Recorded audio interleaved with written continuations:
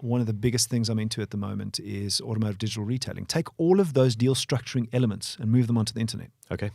Which then creates the ability for a car dealer to create the in-showroom product experience.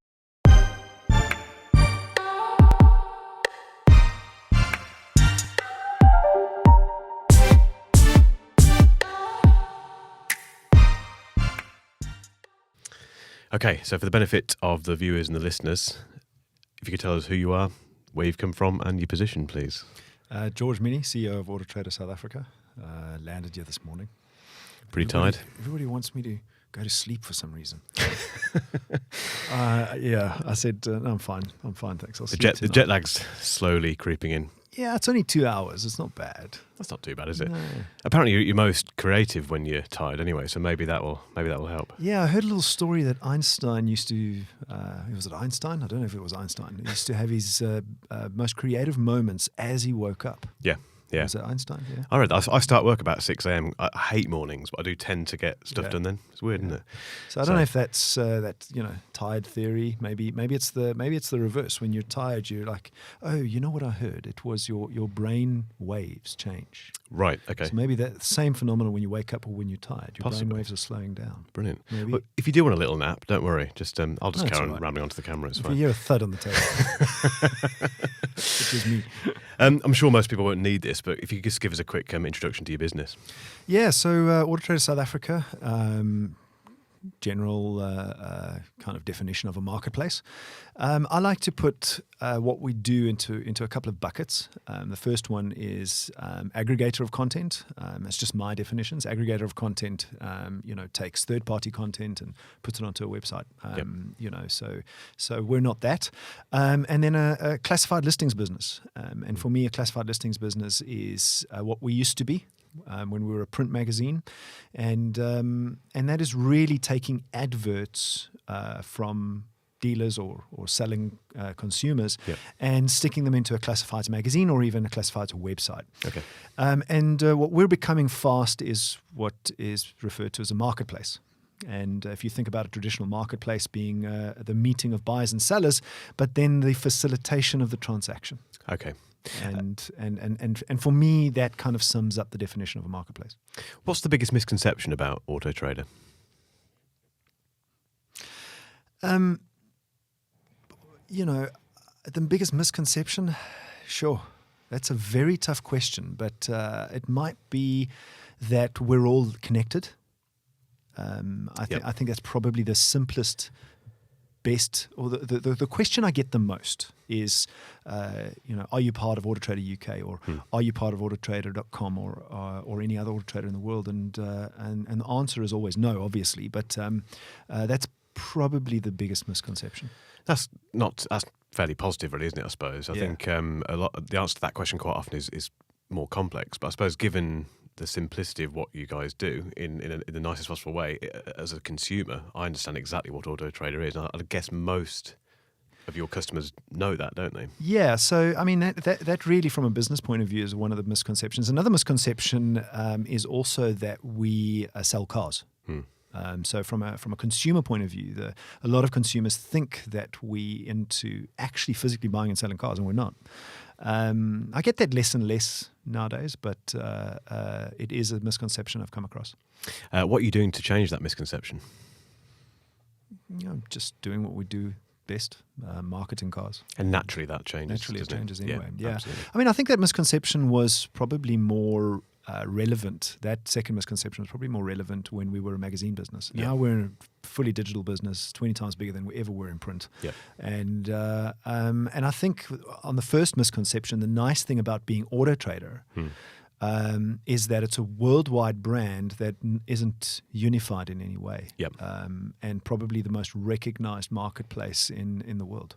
Definitely. And in terms, obviously a new year, we're back into 2020 now, into February. What is AutoTrader aiming for this year? Have you got anything specific that you're planning to do? Yeah, so from a South African point of view, we've just cleaned up the market's data, underlying data sources. So what we've been doing for the last 5 or 6 years is we don't have the same sorts of data sets that governments have in the UK and in America. And what I mean by data sets is VIN data sets and metadata structures around make, models, and variants. So we've spent 5 or 6 years cleaning those data sets up. We've taken it. What is taken it? We've taken it upon ourselves. That's the jet lag talking. Yeah, probably. We've taken it on ourselves to create the country's first ever clean VIN database. Wow. Because our government doesn't have the systems to do it effectively. And we're now at the tail end of that. We relaunched our platform mid last year, and we're now for the first time you can search for a vehicle down to variant and equipment level. Oh wow! So the future of the business is squarely around data. And now that we've got the underlying data structures sorted out, it's what can we layer on top of that? Yeah. And thinking about, again, this year, what are the biggest challenges that people are facing this year? If you can think of perhaps the top two. Yeah, I think worldwide, if you're talking about consumers, worldwide, I think everybody is thinking twice before they spend money. I mean, we're seeing a worldwide recession in new cars. Same thing's happening in South Africa. We're in negative territory year on year, and the end of that just isn't happening in 2020. So one of the biggest challenges is consumers are I think hesitant to spend money. We're seeing a swing to used cars, as happens because people have to drive. South Africa is a big place. The UK fits into South Africa 9 times. So it's a big landmass, and we're a car commuting nation. That's what we are. Yep. We don't have the public transport infrastructure that the UK has. So in saying that, the consumers will still buy cars, will still drive cars in South Africa, and so we're seeing the swing to used. So now it's which car dealers can compete effectively for that consumer's attention and take the lion's share. So I think that's the biggest challenge for car dealers, biggest challenge for the consumer is getting the best deal. And thinking about that from the car dealer's perspective, what can they do to meet that challenge? Are there any specific things they can do this year to? Yeah, I mean, again, I'm going to talk from a South African perspective, and some of these challenges may be true in other countries as well, but from a South African perspective, I think that too many car dealers are advertising. Now, don't get me wrong. Nothing wrong with advertising. You've got to advertise. And too few car dealers are marketing their dealerships. Okay. And I'm not referring to marketing BMW or Audi or the car brands, but actually marketing their dealerships. Okay. Because at the end of the day, once price transparency happens, once all prices are commoditized because of transparency, and demand and supply becomes transparent. We were speaking about data earlier on. Once demand and supply and price are transparent, the only thing left standing is going to be the car dealership brand. Yeah. And I guess the experience they offer. Exactly. Well, that's what I mean by the brand. Yeah. Like when you put on a pair of Nikes, it's an experience. Yeah. It's yes, you've got the tech on the side, but it's an experience, and the same thing will happen with car dealership. So I think car dealerships should still sell, still advertise, but put some effort behind building a brand. Yeah. And how do they do that? I mean, we've talked with other guests about this kind of guest experience, almost like a hotel experience. Yeah. If I'm a car buyer, what should I expect from a modern dealership?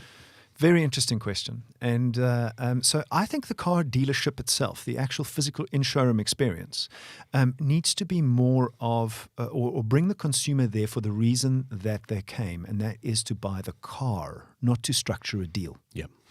In today's day and age, the car dealership is still used as a place to sign the paperwork, to structure the deal, to negotiate, all that stuff.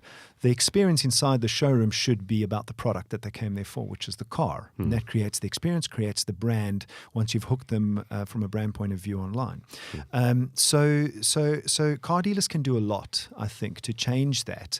How do they change that? One of the biggest things I'm into at the moment is automotive digital retailing. Take all of those deal structuring elements and move them onto the internet. Okay. Which then creates the ability for a car dealer to create the in-showroom product experience.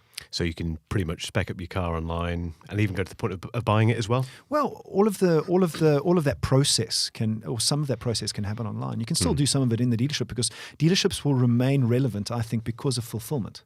Yeah. People are social animals. We like to touch, feel, experience things, even clothing. The fulfillment part is I want to try it on. Yeah. Yeah. The why is Amazon buying up bricks and mortar stores? Yeah. They've almost gone backwards, haven't they? In that Exactly. respect? Now, Yeah. so in that vein, are car dealerships going to go anywhere? I don't think so anytime soon. So if we headed 10 years into the future, for example, what do you think the 2030 car dealership would look like? I mean, we all know that OEMs are trying to go direct, right? Tesla's got a jump on everybody, and it's going to take that amount of time for the OEM to try and replicate what Tesla has already done. Yeah. So we've got a window of opportunity, and in doing that, will dealerships go away? I don't think so. Maybe the model will just change. Maybe it'll not be a franchise model in the future. Maybe it'll be an agency model. Yeah.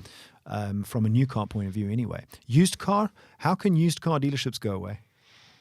They can't, can they? They can't. No. How's that even possible? Yeah, I mean, over here, so I don't know if it's the same as South Africa, there's so many over here. Yeah. Unfortunately, you do see many rise and fall quite often, but equally, there's car dealerships near me, where I live, used car dealerships that have been around for years and years. You're talking 20, 30, 40 years.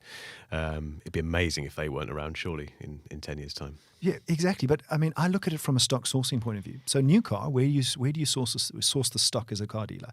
You source it from the OEM, right? Yeah. So that could only turn from a franchise model into an agency model. From a used car point of view, though, where's the stock source? The consumer. It's consumer. Yep. That they don't go anywhere, do they? Yeah, they're always here. They're going to be here forever. Well, hopefully we are. Fingers crossed.